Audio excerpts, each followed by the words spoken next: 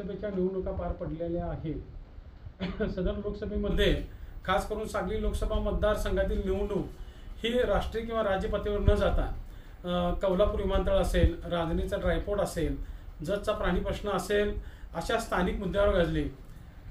आता सध्या विधानसभेच्या निवडणुकीचे वेध सगळ्यांना लागलेले आहेत।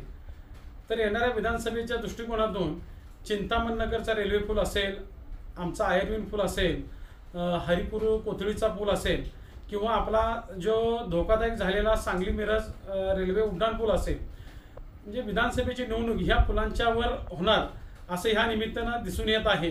कारण काल आम्ही नागरिकांनी केलेलं आंदोलन असेल, आज भाजपच्या कार्यकर्त्यांनी तिथे जाऊन पाहणी करून सदर पुलाचा कॉन्ट्रॅक्टर हा काँग्रेसच्या इच्छुक उमेदवारांचे नातेवाईक आहेत असा आरोप केला आहे। ते कोण आहेत हे आतापर्यंत पण सांगत नाही आहे।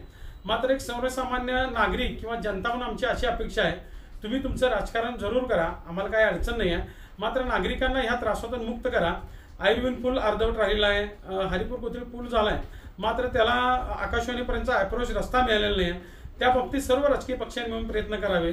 त्याच पद्धतीनं आम्हाला मिळालेल्या माहितीनुसार लोकसभेला आणि विधानसभेला त्रास नको म्हणून जो सांगली मिरज रेल्वेचा उड्डाण पूल आहे तो धोकादायक असताना आपण वापरत आहे, त्याला पर्यायी रस्ता उपलब्ध करण्यात प्रशासन आणि लोकप्रतिनिधी अपयशी ठरलेले आहे।